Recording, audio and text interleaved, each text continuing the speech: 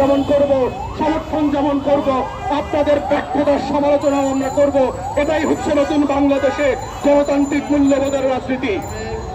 প্রিয় দেশবাসী, আপনারা জেনেছেন বরিশাল বিভাগের দারিদ্রতার দুরবস্থার কথা, এবং আমরা ওখানকার যারা স্টেক হোল্ডার আছি তাদের সাথে কথা বলে জেনেছি কোন কোন বিষয়গুলোকে যদি কাজে লাগানো যায়, কোন কোন ডেভেলপমেন্ট প্রজেক্টগুলোকে হাতে নিতে পারলে বাংলাদেশ রাষ্ট্রের এই দরিদ্রতম বিভাগ আবার ঘুরে দাঁড়াবে।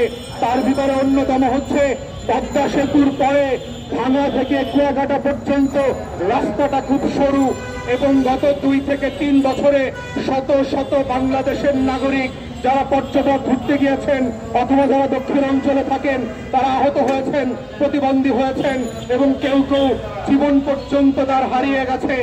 একমাত্র রুটি রোজগার করা মানুষটাকে হারিয়ে শত শত হাজার হাজার পরিবার পথে নিঃস্ব হয়ে পড়ে গেছে।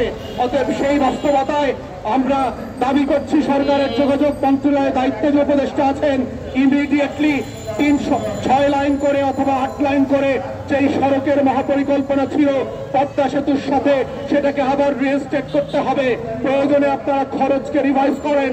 যদি মনে করে থাকেন এখানে লুটপাট হয়েছে, অতিরিক্ত টাকা খরচ করে বাংলাদেশের ব্যবসার রাজনীতি, উন্নয়নের রাজনীতি করা হয়েছে, আপনারা সেটাকে রিভাইজ করে খরচ স্ল্যাশ করে এই বাজেটে এটাকে বরাদ্দ দিয়ে নতুন করে কাজ ইমিডিয়েটলি শুরু করতে হবে আগামী জুন জুলাইয়ের মধ্যে। আমরা দেখেছি বরিশাল শহর থেকে বাবুগঞ্জ এবং মুলাদি, হিজলা, মেহেন্দিগঞ্জের জনগোষ্ঠীকে ডিসকানেক্ট করে ফেলেছে একটা নদী, আরিয়াল খাঁ এবং সুগন্ধা নদী। আমরা দাবি করেছি ওই এলাকা অনেক বছরের দাবি ছিল সেই আরিয়াল খাঁ নদীর উপরে একটা সেতু করা। আমরা দাবি করছি আজকের এই প্রোগ্রাম থেকে আগামী জুন জুলাইয়ের বাজেটে অবশ্যই এই সেতুর জন্য বরাদ্দ দিতে হবে এবং ইমিডিয়েটলি সেটা ভিজিট করে উদ্বোধন করার ব্যবস্থা করতে হবে। আমরা দেখেছি বরিশাল বিভাগের স্বাস্থ্য সেবার অবস্থা বাংলাদেশের অন্যান্য জেলা এবং বিভাগের মতোই একেবারে ভঙ্গুর এবং ভেঙে পড়েছে। বরিশালের সদর হাসপাতাল, বরিশাল মেডিকেল কলেজ হাসপাতাল, বাবুগঞ্জ, মুলাদি উপজেলা কমপ্লেক্স যেটা আমি ভিজিট করেছি, প্রত্যেকটা জায়গায় দেখলাম সাফিসিয়েন্টলি যে স্টাফ থাকার কথা সেটা নাই। বড় বড় ডাক্তাররা অফিস করেন না, সেখানে রোগীদের যাবার মতো ভালো জায়গা নাই।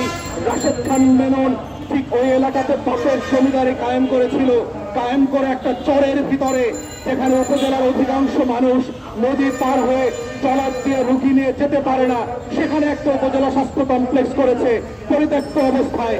ওই ইউনিয়নের অর্ধেক মানুষও ওই এলাকার ওই চরের ভিতরের হাসপাতালে অ্যাক্সেস করতে পারে না।